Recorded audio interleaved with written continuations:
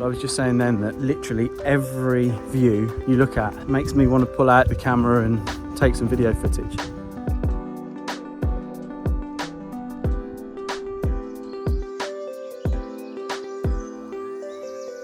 So yeah, mind blown.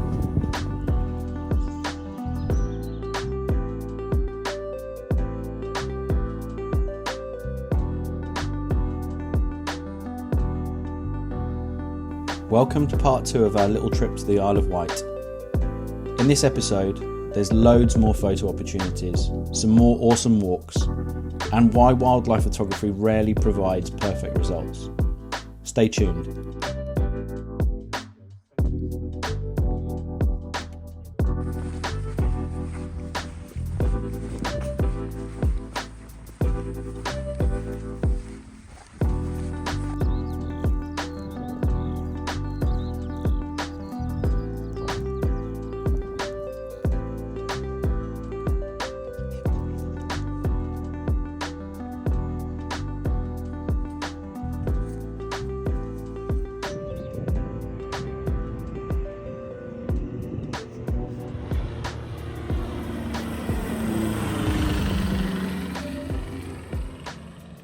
So we moved from our park up this morning and drove to Bembridge Fort, and from Bembridge Fort we're doing a 7-mile circular which has just taken us round past Brading Marshes, which is an RSPB, which is famous for having a pair of white-tailed eagles. Unfortunately didn't see them this morning. And then from there, we've walked up to Bembridge Windmill, which is National Trust. We've just had some coffee and some lunch. It's very wet underfoot, despite the fact it's been dry for a few days. We're now completing the loop on the last phase, back up to Bembridge Fort where we started, across Culver Down, hopefully for some lovely views, although it's not cold today, but it's taken a while for the haze to lift, but you never know, by the time we get up there the views might be quite good.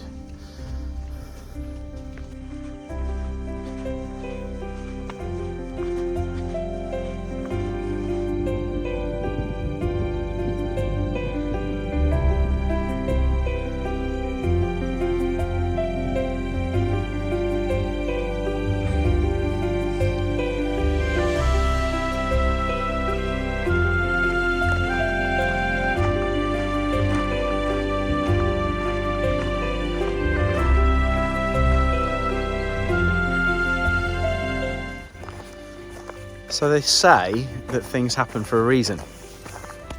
We are now at a place called Appledurcombe Gardens Holiday Park.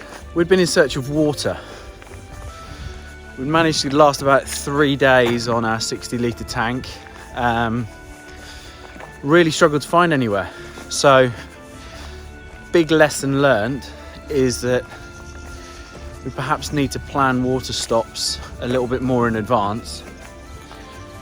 But this place is stunning. It looks amazing. We're going to be able to have a nice hot shower tonight. We're now going to go in search of maybe a pub, cold beer, to go and have a nice beer, sit down in a pub. We've managed to fill the water tank. We're plugged into the electric. So yeah, T's very much looking forward to a hot shower. Yes, things do happen for a reason.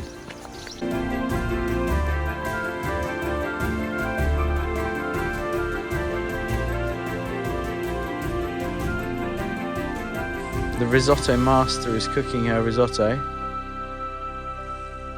The sun's taken all day to come out, but it's now here. And Leila's sitting as far on the edge of our pitch as she possibly can. Leila is literally taking the pitch size to its full capacity.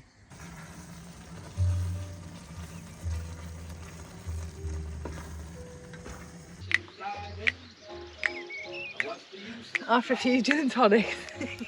I've left T and Leila in the van. I'm going back to the squirrel woodland just to see if I can get any more shots this morning. We had an amazing night last night at Appledurkham Gardens. Really lovely people, ran really well. Facilities excellent. So we feel nicely refreshed. We're going to head back towards the Needles and walk the other side of the Needles headland this afternoon. But while T's having a bit of a potter around in the van, I'm going to see if I can get any more shots of the squirrels. So for those of you that don't know, I just thought it'd be quite useful to talk to you a bit about red squirrels. They're actually our only native squirrel species. Grey squirrels were introduced and are such an invasive species. So on islands like the Isle of Wight, Brownsea Down near Poole Harbour, and then obviously some of the Scottish Highlands and Scottish Islands as well, red squirrel populations are actually beginning to build up again because they're able to keep grey squirrels off those contained areas. The reason being, grey squirrels carry something called squirrel pox. They've built up their own immunity to it. Unfortunately, red squirrels haven't, so it wipes them out. So they can never, unfortunately, live in harmony together. So seeing red squirrels is pretty special. Perfect example of wildlife being all about luck but also about patience is that we came here the other day and probably spent an hour or so here and had 3 or 4 sightings of red squirrels. I've been here for an hour this morning and not seen a single one. So it's sometimes you make your own luck, but with wildlife there's never a guarantee.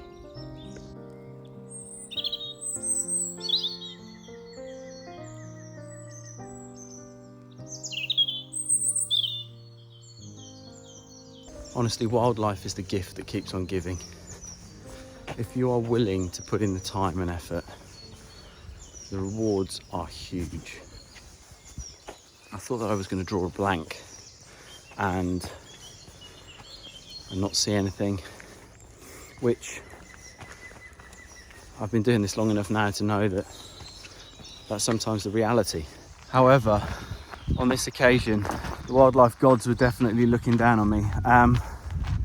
I was gutted the other day. Wildlife photography is not perfect, and it's rare that you get an image that you're absolutely over the moon with or is perfect. More often than not, you look at it and you think the settings could have been better, shutter speed could have been faster, ISO could have been lower. So I wanted to go back and give myself another chance today, and it paid off. Hopefully I've got the images that I was after.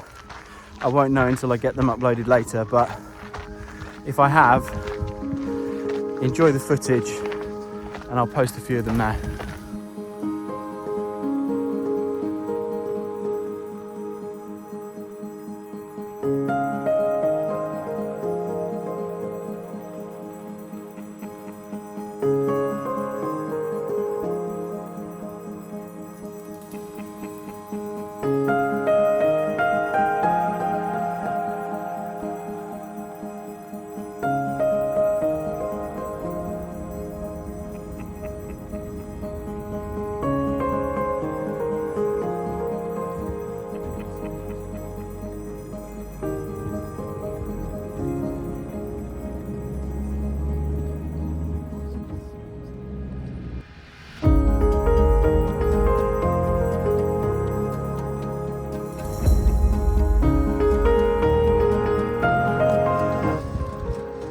Out on our final walk, aren't we, Addy? Yeah. Heading out on our final walk. We are. Gonna make it a good one. But we might get a little bit wet. We've got our rainproofs with us.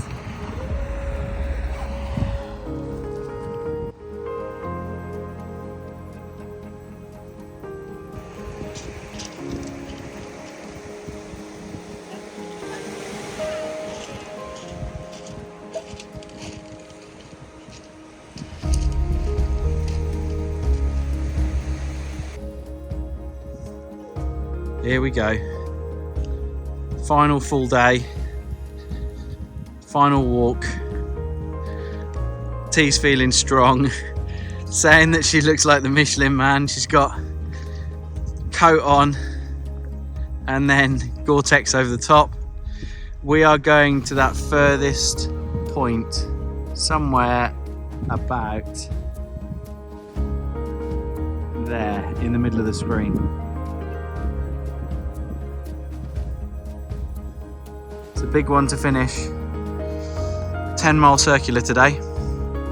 We'll check back in later.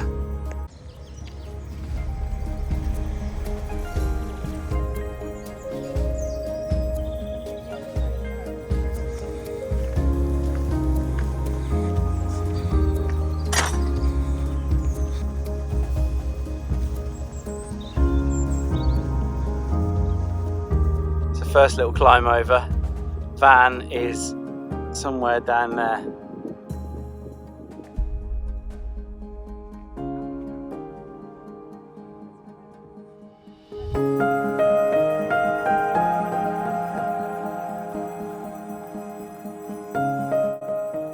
Tennyson Down is a beautiful chalk down located at the western end of the Isle of Wight and works its way out to the Needles headland.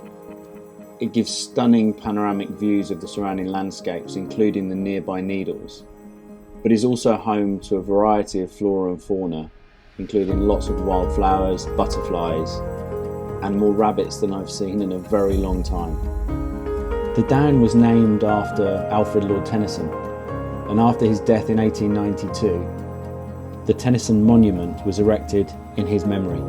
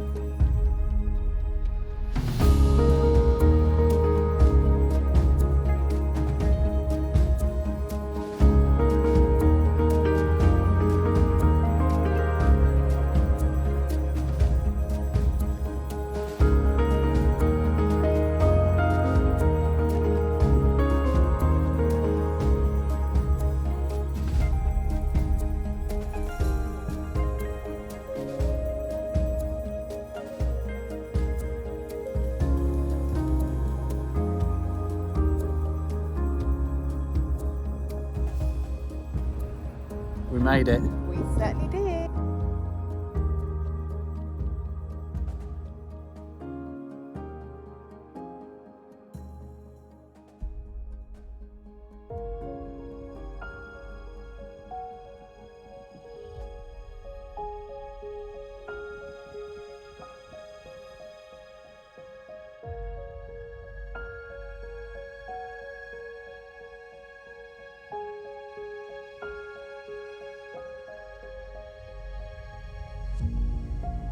Peregrine falcons can be found in a variety of habitats, including coastal cliffs.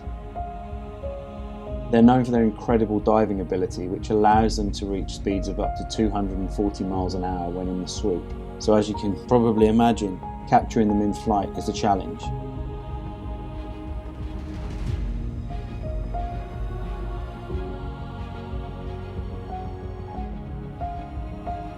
So within the space of about 5 minutes, I've just had 2 peregrines hunting off the cliffs, and now kestrel in ridiculously close. I'm not entirely sure what it caught, but it stooped down, caught something and then flew off, and I think I've got some footage, which you'll be watching now if I have. Sometimes it's just opportunities present themselves when you least expect them to. But I guess you've got to be out there, you've got to be part of it. And I think one thing that I would say to anybody that's looking to get into wildlife photography or loves wildlife in general and wants to try and capture it is you just need to get out there. You need to give yourself opportunity. The more time you spend in the field, the more opportunities you're going to get. And then it's just a bit of luck, a bit of technique and some patience.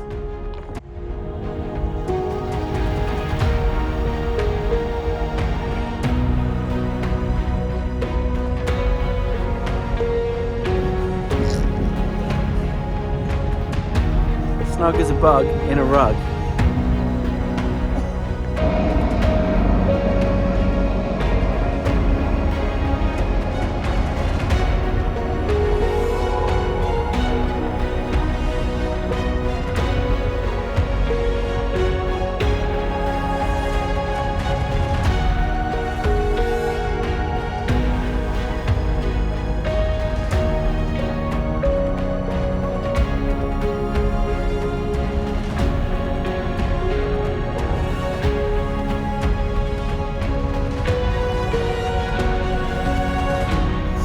So as I was saying at the start of this video, T and I love the Isle of Wight. Hopefully, with some of the footage and images that you've seen so far, you can understand why. But I was just saying then that literally every view you look at makes me want to pull out the camera and take some video footage because it's spectacular. Yes, it's an island, so it's obviously surrounded by coast. And coastland landscapes can be particularly pleasing on the eye, but with a mixture of sort of high downs and chalk cliffs, and admittedly we've had some great weather, so everything looks better with a blue sky, as they say. It's a spectacular island, and I would wholly recommend, if you haven't been, come and explore it. The final push. Probably got about a mile left. No, about a mile. T said about an hour. I hope not, I'm not sure my feet could cope.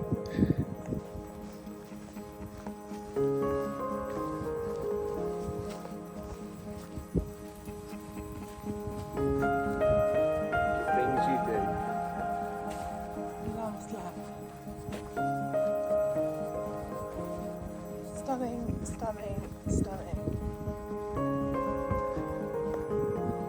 So every day's a school day.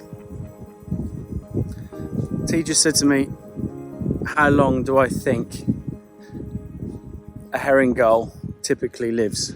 To be honest, I hadn't got the faintest idea, but based on the fact that a lot of garden birds have relatively short lifespans, I would have said somewhere 5 or 6 years maybe. They can live for 20 to 30 years, sometimes more. So yeah, mind blown. What a welcome sight. That was a stunning walk, but I'm looking forward to getting back in that van, getting these clothes off, freshening up and going for some food and a beer.